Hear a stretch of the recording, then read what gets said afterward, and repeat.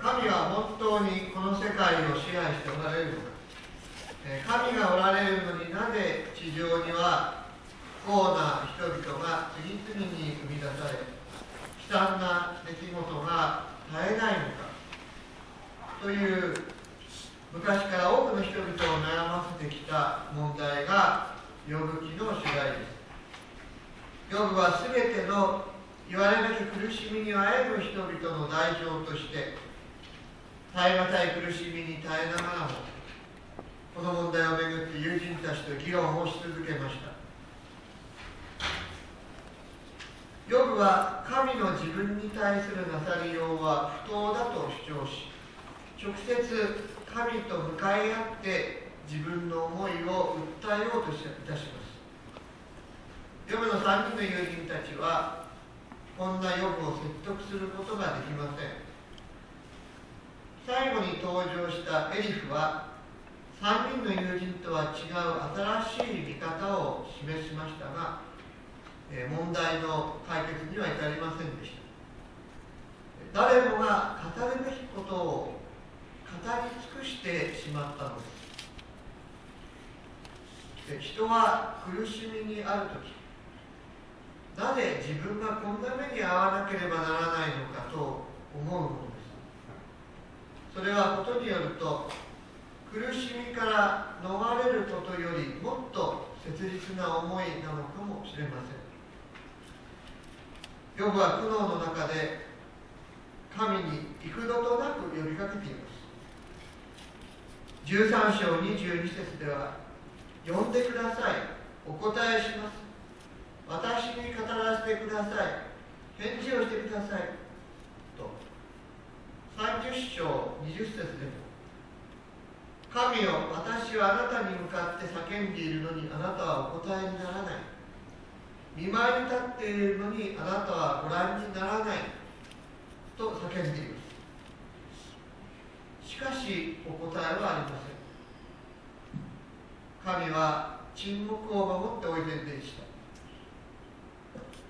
た。皆さんもヨブ記を読みながら、いつ神様のお答えが与えられるのかとじりじりしながら待っておられたかもしれません。このままでは問題は永久に解決しません。もはやこの世には問題解決の鍵となるものがないのです。最後の解決はやはり神によって与えられます。生ける神が口を発せられたとき、人は救われるのです。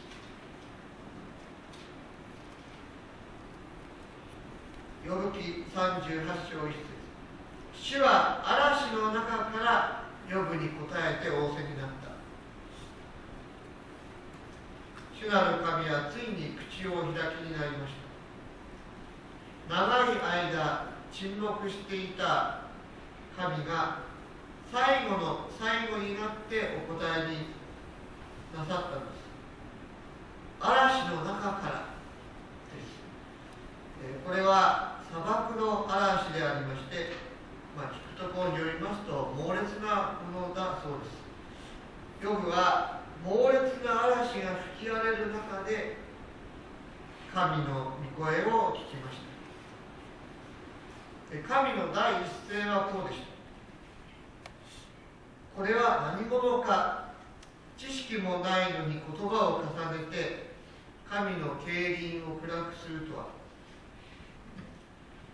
これは誠に厳しい言葉です。私などはあれだけの苦しみと戦ったヨブに対して神様がねぎらいの言葉ぐらいかけてあげても良さそうにと思ったのですが、最後までそんな言葉は出てきません。神様は、お前は一体何様のつもりだ、お前は私のことをどれほど分かっているのか、何も知らないくせにああだこうだ神の正義を論じるとは、自分をわきまえない出過ぎたことだとは思わないのか。あるのです。この厳しさは一体どこから来ているのでしょう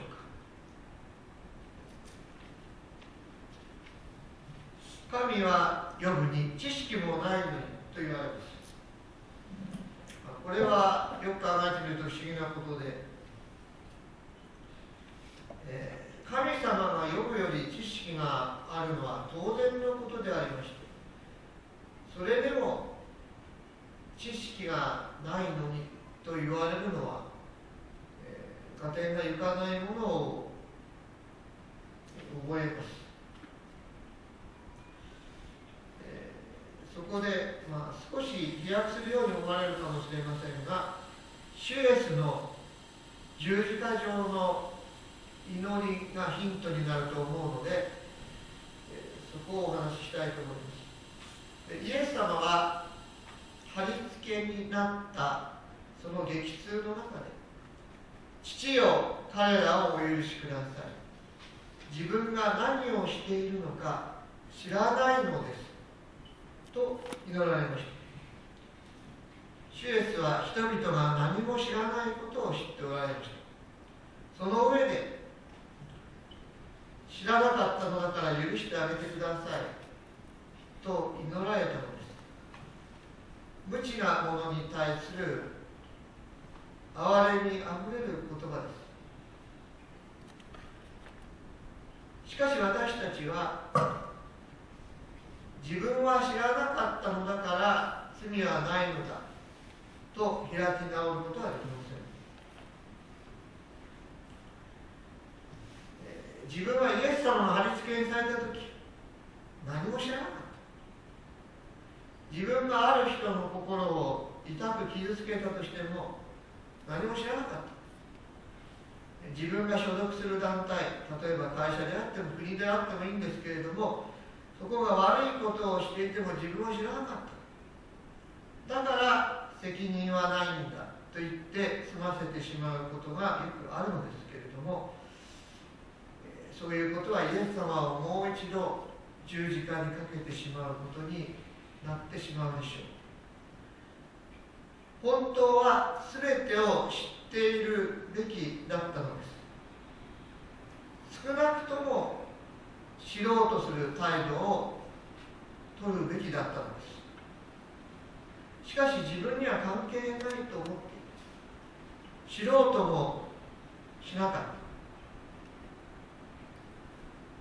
その時どこまで知ることができたかということは大した問題にはなりません。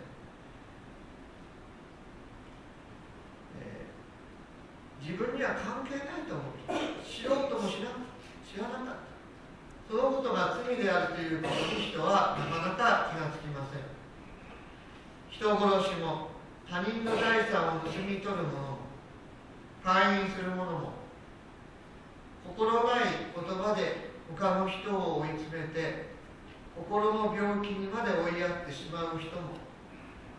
みんな自分が何をしているのか知らないから恐ろしい罪を犯してしまうのです。全人類を覆っている無知が神の御子でさえも十字架につけて殺してしまう。そのことに対してその時代の人々はもとより現代人も罪がないとは言えません。自分は知らなかったでは済まされないことをしてしまったのです。でイエス様はそういうことを全てご存知の上で、無知のために滅びに至る者のために許しを祈ってくださいました。この祈りはイエス様の血を代価として捧げられた祈りです。私たちは今も自分のしていることを本当には知らないために罪を犯していますが、その罪が許されるためにはイエス様が殺されなければならなかったのです。ヨハネ福音書3章16節の有名な言葉を読んでみます。神はその一人子をお与えになったほどによう愛された。一人子を信じる者が一人も滅びないで永遠の命を得るためである。神はヨブに向かって知識もないのに言葉を重ねて神の競輪を暗くするとはと言われましたが、そこに出てくる神の競輪という言葉を表しているのがまさにヨハネ福音書のこの言葉なのです。競輪とは何か。もちろん自転車競争ではありません。神の永遠の計画を意味する言葉、ただ神の永遠の計画というとちょっと軽くなってしまうかもしれませんね。同じことなんですけれども、さらに深い意味を表している言葉です。神がいかなる方法でこの世界を保ち、治め、導き保うかということです。それは御子イエス様の十字架と復活によってこの世界を救おうとなさることです。そのことはもちろんイエス・キリストよりはるか昔の時代に生きたヨブの知らないことでありました。しかしだからといって彼は容赦されないのです。そんなことおかしいじゃないかと文句を言っても仕方がありません。イエス様によって最終的に完全な形で表された神様の正義と愛はヨブの時代にも貫き通されておりまして、そのことを知らなかったヨブさえ知識もないものにされてしまったのです。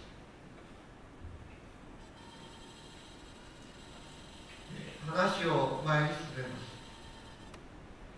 ヨブは3人の友人との話の中で、神がおられるのになぜ悪人が栄え、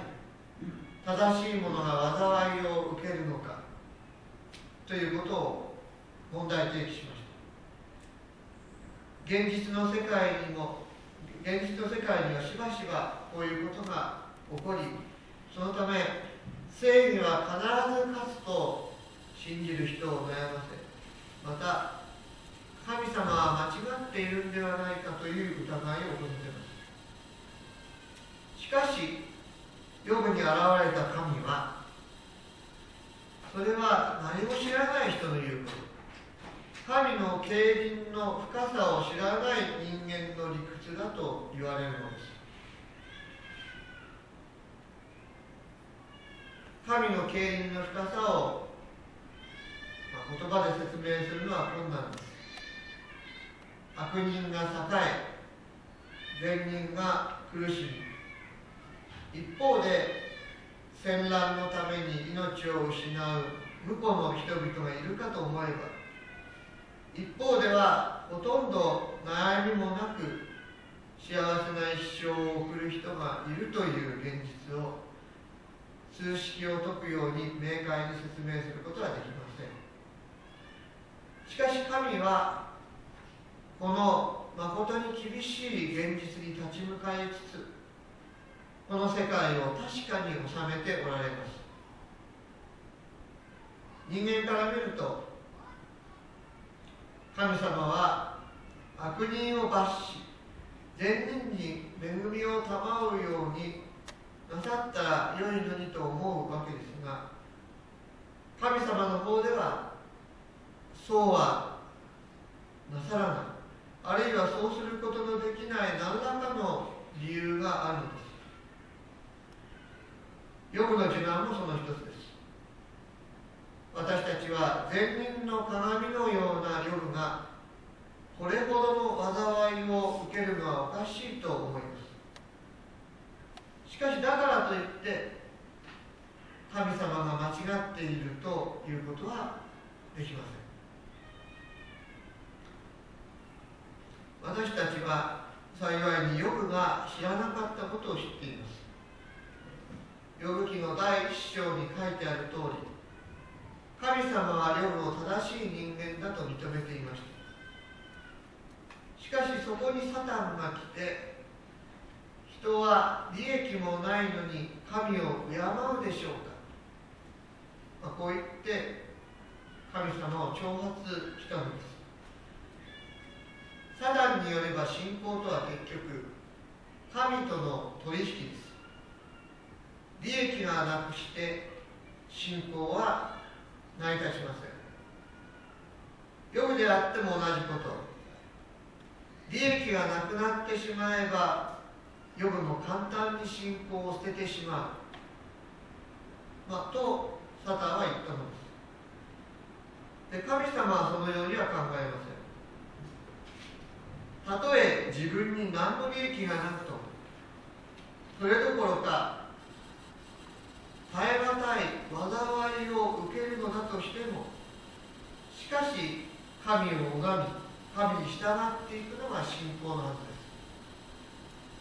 す。そこで神はサタンにヨブの処置を任せ、ヨブは本当の意味での信仰者であるかどうかが試されることになったのです。ここにヨブをめぐって神とサタンの対決が始まりましたが、これは神様がサタンとの間で賭け事をしているのではありません。私は神がここでサタンが立脚する拠り所を打ち壊してしまおうとなさった、このように考えております。そのことはヨブ本人にとってはあまりにもむごいことであります。そしてその時神とサタンとのやり取りはヨブには一切知らされなかったわけですから、ヨブは理由のない苦しみにあったわけです。けれどもそこに全世界を包む神の御心が現れています。ヨブには分からなかったけれども、深いところから見たときに神様の正義と愛が現れていたわけですね。それでそのことについてヨブがそんなこと自分には分からなかったと言っても神様に対しては通用しません。知識もないのに何を言っているんだということになるだけなのです。神様のなさるようは人間の思いとはあまりにも遠く隔たっています。私たちだって自分が受けた不幸のために神様を恨んで、神様がおられるならなぜこんなことがと言って神を非難すれば、同じようにこれは何者か、知識もないのにと言われてしまうでしょ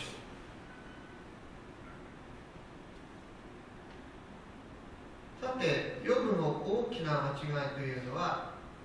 自分を責め立てていたのは神様であると思っていたことです。しかしサタンとのやり取りからも分かるように、神様はヨブの敵ではありません。サタンに対する弁護者と言っても良いと思い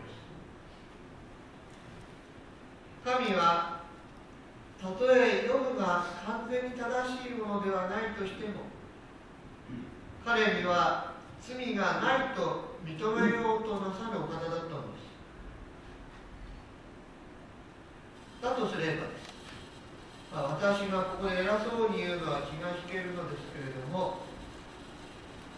ヨブにとって最善の道というのは神様を責めるのではなく、神様を信頼し、その競輪に自分を委ねることだったはずです。神の競輪というのが分かっても分からなくてもです。そのことは何でもかんでも神の御心だとして認めてしまうことではありません。例えばある人がとんでもない不幸にあったとき、これは神の御心だ、当然だと言って認めてしまうことではないのです。そうではな現実を前にしても神を信頼し抜いていくということです。口で言うほど簡単でないのはもちろんですが、それを貫いていくことこそヨブが一番にすべきことだったわけです。しかしヨブにはそこまですることはできませんでした。そこで神様は今度は彼に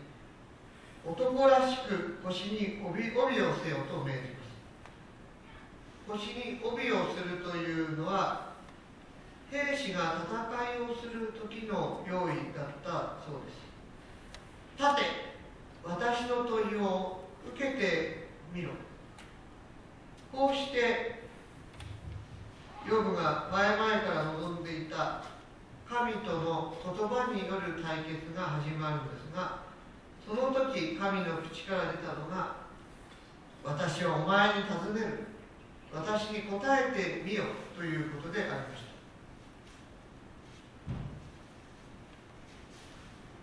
た。で、この生き方は何を意味しているのでしょうか。苦しみの中で神の正義と愛を求めていたヨブは、なぜこの世にこんなことがとか、なぜ私がと問いをぶつけてきたわけですが、ここに来て彼は逆に神に問われるものとなったのです。神の問いがこの後ずっと続いていきますが、神はヨブが知りたいことに答えるのではなくて、かえってヨブに問いかけ、ヨブが答えることを要求なさいます。その結果はどうなったかということは次回以降学ぶことになりますけれども、神様からの問いはヨブに改めて神様への信仰を呼び起こします。そうして、この事情はまた後ほど詳しく説明することになりますけれども、そうした神様との、神様の問いがヨブに神への信仰を呼び起こした結果、そのことがヨブが訴え続けた問題の解決へとなっていくのです。こうしたことはヨブの他にもたくさんの例があるのではないでしょうか。苦しみの中で神様にどうしてと言っていた人がある時神様から逆に問われることがありえます。なぜ自分がこんなに苦しまなければならないのかという理由を神様は教えてくださらないかもしれません。教えられたとしてもそれで悩みが解決できるのかどうか。しかし神様から逆に問われることを通して、たとえ何が起こっていてもこの世界が神様のご支配のもとにあることが示されれば、その中で自分の進むべき道が見えるようになるのではないでしょうか。そこにそれまでとは違った新しい別の希望の道が開けてくるように思われます。でもちろん私たちがヨブのように直接神様の声を聞くことはありません。あったとしても極めて稀なことでありましょう。しかしその神様の声が収められているのが聖書でありまして、これは私たちは礼拝のたびに開いているのです。聖霊はそこにある死んだような文字を生きて働かせ、一人一人の胸に届けてくださいます。皆さんにとって神様は沈黙されたままの神様でしょうか。それとも自分に語りかけてくださる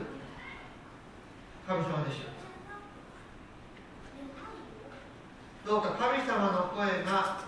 不可て倒れそうになった時の心をも立ち上がらせてくださいますよう祈りましょう。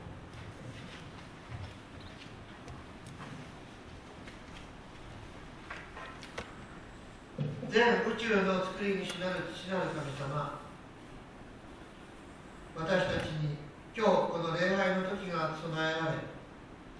神様と共に歩む一周の日々を与えてくださったことを心から感謝申し上げます。神様、神の沈黙という言葉があります。聖書の中には神様の言葉が与えられない時代があったことが書いてあり、ヨブに対しても長い間言葉がありませんでした。人類の歴史の中でも悲惨な出来事が起こるたびに、神は沈黙しておられるのかという人が出てくるものです。しかし今日、神様は沈黙されることがあったとしても、それはいつまでもということではなく、救いを求める人に対して口を開かれるということを知りました。それは人間の望んでいた答えではないかもしれません。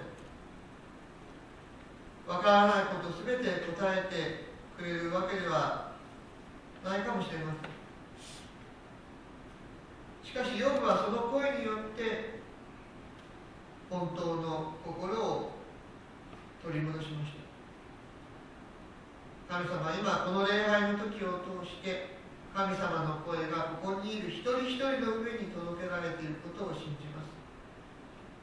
仮にここに神様の声を前に耳を塞いでいる人がいたとしたら、どうかその耳を開いてください。神様の御声をもって私たちに希望を与えてください。特に苦しみの淵にいる人がいたら、神様がそれでも正義と愛とをもって全てを支配なさっていることを確信させ、その心に希望の火を灯してくださいますようにお願いいたします。今日の午後、私たちの教会は定期総会を開きます。時代の波に翻弄されながらも、ただ神様からいただく御言葉によってこの地に立ち続けてきた教会をどうか祝福し、感謝と再出発の時としてくださいますようにお願いいたします。尊き主イエス・キリストの皆によってこの祈りをお捧げいたします。アーメン。